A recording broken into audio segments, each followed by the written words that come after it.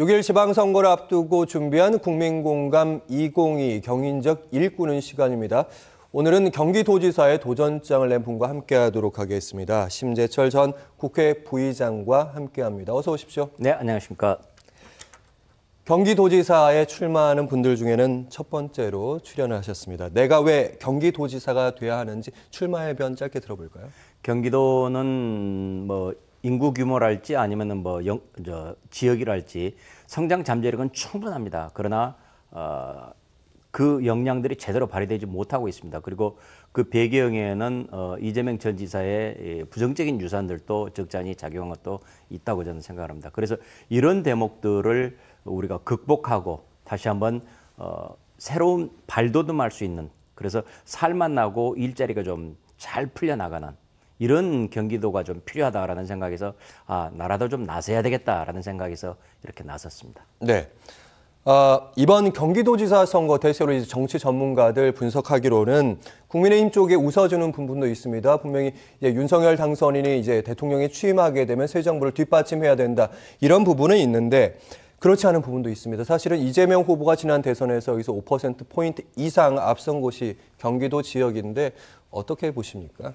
예, 그런 점에서 저희들이 이 문제를 좀 깊이 있게 지금 들여다보고 있습니다. 지금 전체적으로 이겼는데 서울에서는 그래도 한 4% 이상 4%포인트 이상이 이겼는데 경기도에서는 외래 이렇게 됐단 말입니다.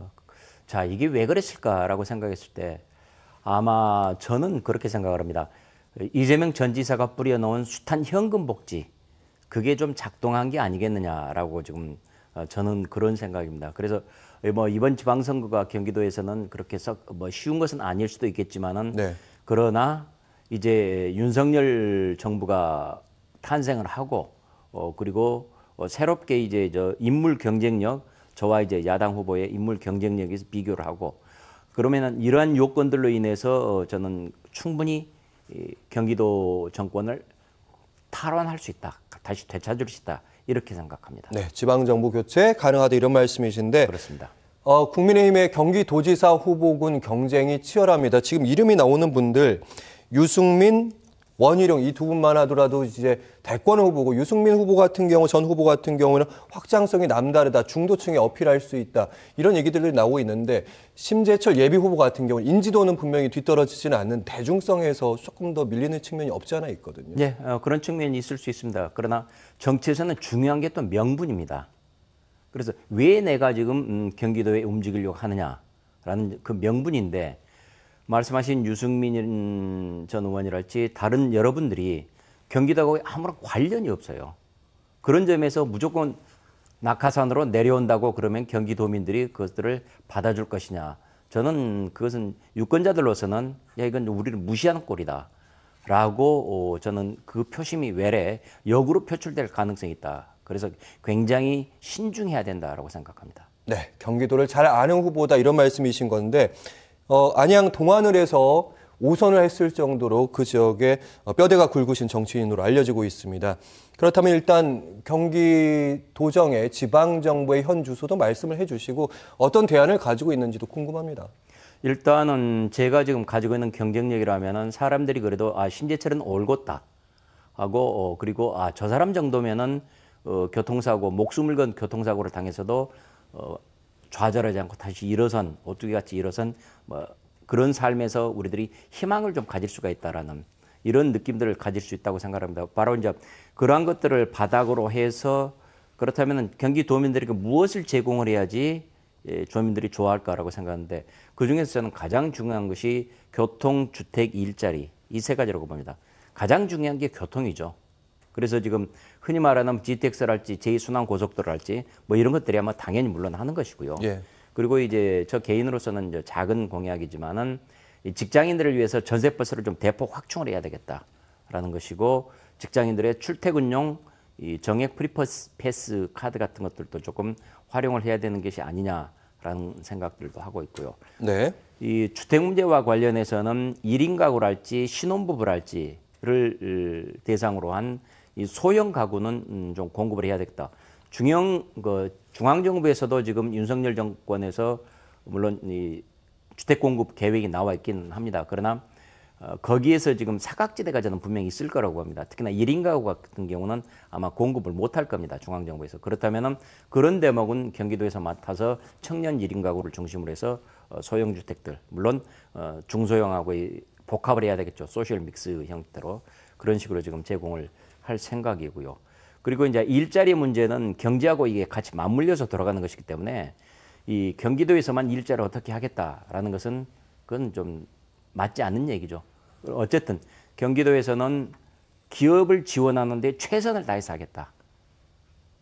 이런 지금은 생각입니다. 기업을 유치하는데 최선을 다하지 않다고 생각하십니까? 아니죠. 지금까지 중앙정부 자체가 기업에 대해서 우호적인 태도가 아니었기 때문에 다들 경기를 떠나버리고 서울을 떠나버린 것이죠. 특히 이 공장이 필요한, 공간이 필요한 것은 전부 다 경기로 이제 밀려와가지고 경기도가 아무래도 지역이 좀 넓으니까 공장이 필요한 곳은 경기도에 있었는데 기업 상황이 이렇게 되니까 공장을 새로 짓지 않고 전부 다 바깥으로 빠져나가 버리잖아요. 그래서 이런 부분들이 정부 정책이 바뀌어져야만이 다시 돌아온다.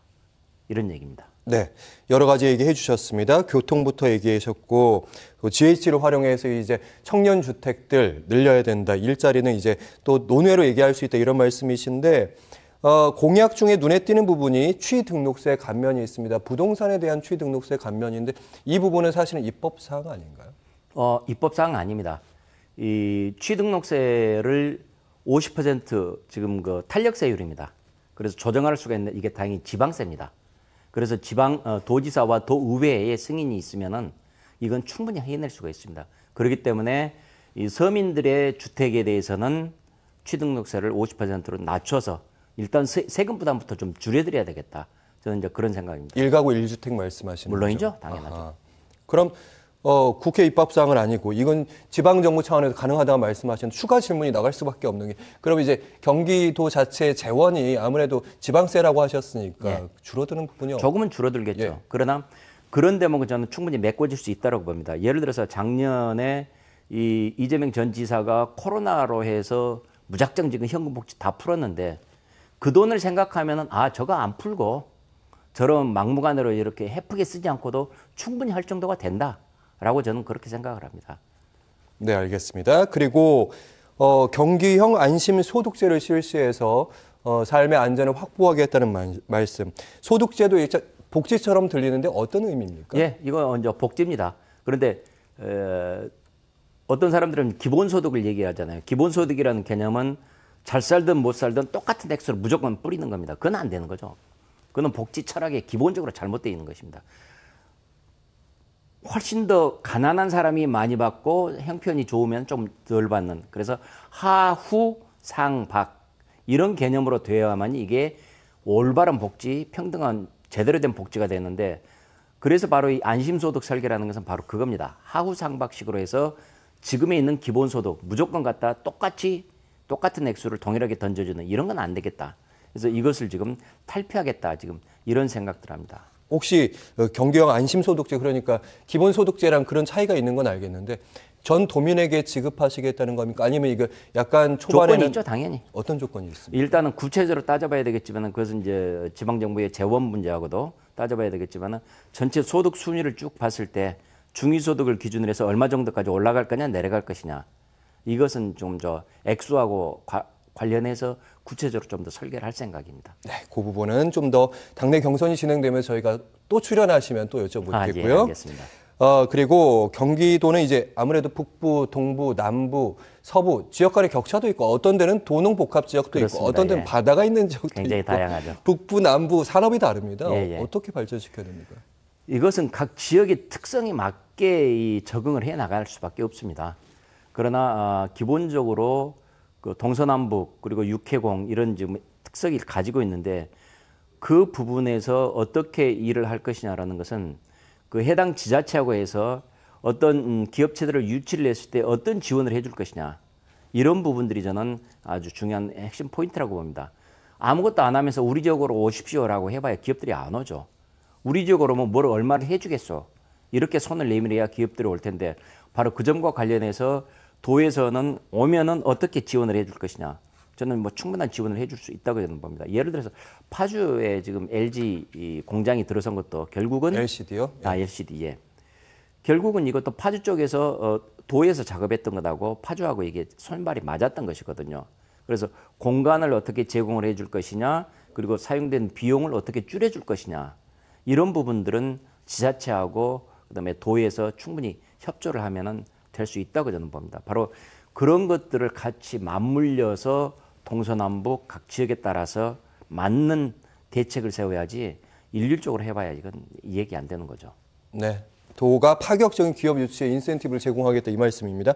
오늘 마지막 질문이 될 수도 있을 것 같은데 국힘에서는 국민의힘에서 소확행 공약으로 많은 관심을 끌었는데 심 예비 후보께서도 소확행 공약을 내세우셨죠. 예. 저도 이제 소확행 공약으로서 우선 지금 게임 프로구단을 게임 프로단을 만들어야 되는 게 아니냐라고 저는 생각합니다. 대한민국의 게임은 굉장히 많은 가능성이 있다고 봅니다. 코로나로 지금 잠시 위축이 됐지만 그걸 다시 부활을 시켜야 된다. 그래서 경기장도 만들고 프로구단도 좀 만들고 하는 이런 것들. 그리고 또 하나가 이 생활 스포츠를 좀 활성화시켜야 되겠다. 그래서 네. 돔구장을 좀 만들어 가지고 한달치. 그래서 이 삼삼농구, 뭐 족구, 탁구, 배드민턴 사람들이 많이 하는 이 부분들에 대한 도지사배를 광범위하게 열고 아주 활성화시켜야 되겠다. 그래서 사람들이 쉽게 생활체육을 할 수 있는 그런 여건들을 좀 만들어야 되겠다라는 이제 그런 생각들을 하고 있습니다. 그리고 또 하나는 이제 뭐 작은 것은 중고등학생들한테 일정 소득 이하의 사람들한테는 무료 인터넷 강의를 제공을 하겠다. 그래서 공부할 수 있는 여건들은 일단은 제공을 하겠다. 물론 공부하고 안 하고는 뭐 본인들이 하겠지만 그러나 그것도 프로그램을 구성을 하면은 했는지 안 했는지 체크할 수가 있거든요. 근데 이런 것들을 좀 섬세하게 만들어 가지고 인터넷 강의도 제대로 좀 제공을 해볼 생각입니다. 네, 마지막 질문입니다. OBS 시청자 여러분 그리고 경기도민께 한 말씀 부탁드리겠습니다. 카메라 보고 말씀하시죠. OBS 시청자 여러분 안녕하십니까? 저 심재철은 그동안의 경기에서 쭉 5선의 국회의원을 하면서 경기를 나름대로 파악하고 안다고 자부를 하고 있습니다. 그리고 무엇보다도 아까 말씀드렸던 것 같이 올곧다라는 그런 이미지 그리고 희망을 줄 수 있다. 그리고 좌절해서 이겨내는 이런 경험들을 가지고 있습니다. 그래서 여러분과 함께 여러분과 손잡고 도민과 함께 잘 사는 경기도를 좀 만들어 보고 싶습니다. 그래서 경기도 사니까 참 좋다라는 이런 소리가 나올 수 있도록 이제 함께 경기도 만들고 싶습니다. 여러분의 많은 사랑을 부탁드립니다. 네, 심재철 국민의힘 경기도지사 예비후보와 함께했습니다. 말씀 잘 들었습니다. 고맙습니다. 감사합니다.